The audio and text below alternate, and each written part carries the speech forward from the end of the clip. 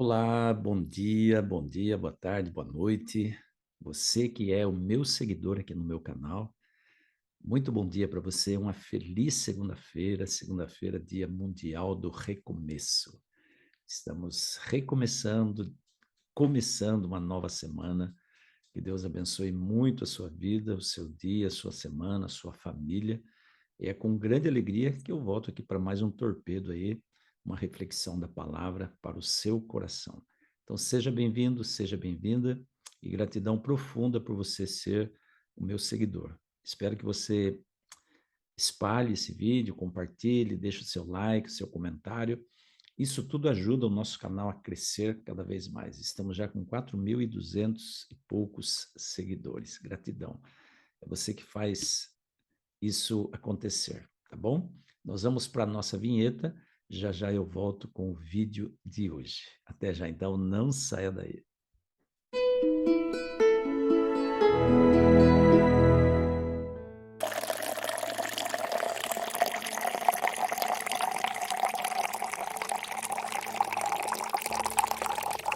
Hoje eu quero conversar com você sobre um dos textos mais lindos e mais emblemáticos da Bíblia.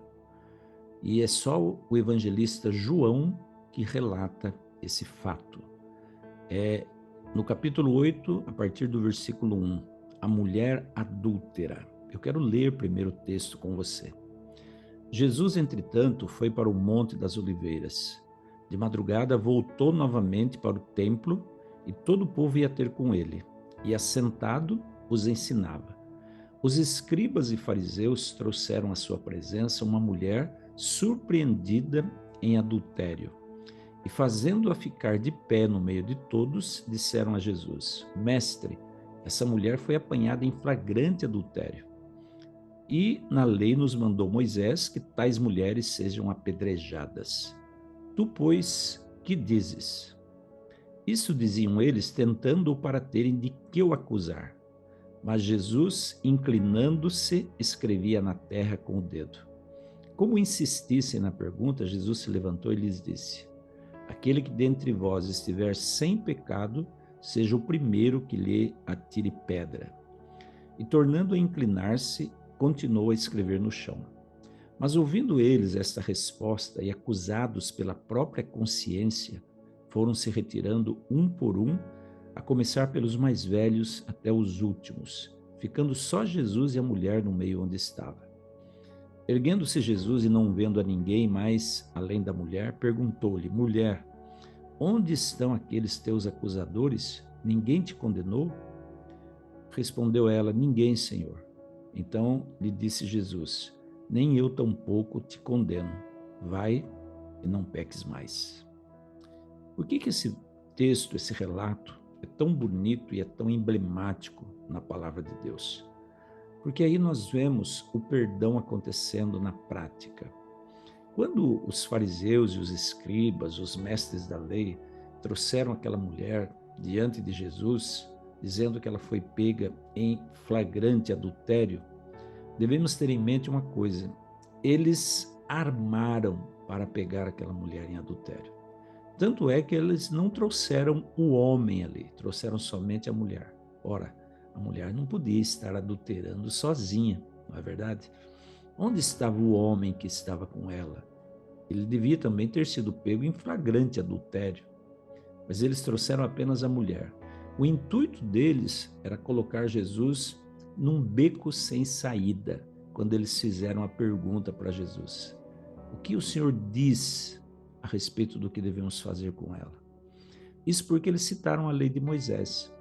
Se Jesus dissesse: Não, não vamos apedrejá-la, eles o acusariam de estar indo contra a lei de Moisés.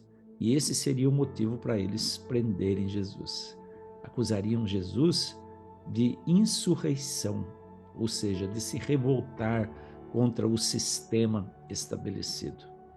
Mas Jesus surpreendeu a todos quando ele simplesmente se abaixou, não respondeu à pergunta e começou a escrever na areia. Muitos teólogos afirmam que, apesar de a Bíblia não dizer exatamente isso, que Jesus estava escrevendo na areia aqueles atos pecaminosos de cada um que se encontrava ali com as pedras na mão para matar a mulher. Quando eles repetiram a pergunta, Jesus disse para eles assim: aquele que não tem nenhum pecado, atire a primeira pedra. Essa frase é clássica. Ela é repetida também muitas vezes nos nossos dias. Quando somos acusados ou vemos alguém sendo acusado de alguma coisa, nós repetimos essa frase dizendo: quem não tem pecado, atire a primeira pedra. Ou seja, o intuito de Jesus é levar cada um a se conscientizar dos seus próprios erros e não a justificar os seus erros. Quando nos conscientizamos dos nossos próprios erros, nós compreendemos também os erros dos outros. E compreendemos que nem todos erram por livre vontade, mas são levados, muitas vezes, a uma circunstância de pecado. O fato é que Jesus olha os motivos do coração. Jesus não olha somente os atos. Jesus não escuta somente as palavras. Quantas e quantas vezes nós acabamos fazendo coisas que no fundo nós gostaríamos de não fazer? Quantas vezes dizemos coisas que no fundo gostaríamos de não tê-las dito? Mas somos levados por uma natureza pecaminosa e talvez pelas contingências da vida. Jesus compreende isso.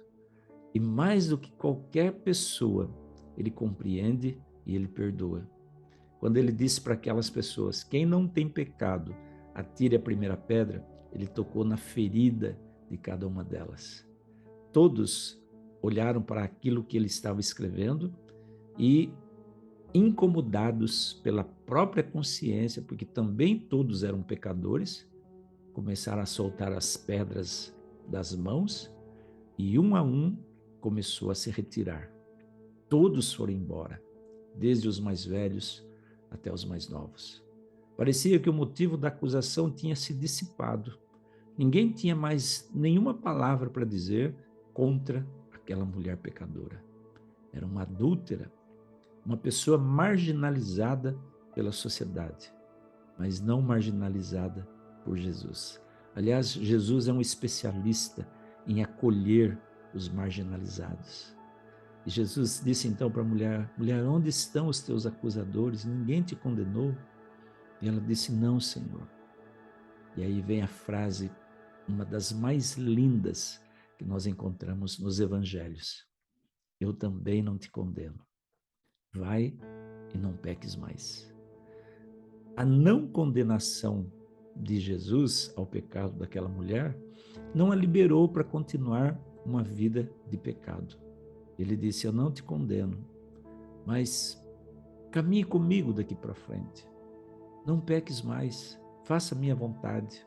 Não dê motivos para os outros falarem de você e principalmente para os outros quererem te apedrejar. Vai e não peques mais.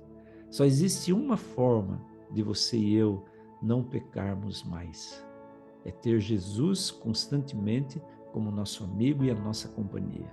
Sim, ao lado de Jesus não tem como pecar, porque a fórmula é matemática. Não tem como andar numa vida de erros se andamos com Jesus. Agora, quando nos afastamos dele, sim, aí existe o pecado. Aliás, o pecado em si não é o ato, ou não são os atos que praticamos. O pecado em si é o afastamento de Deus.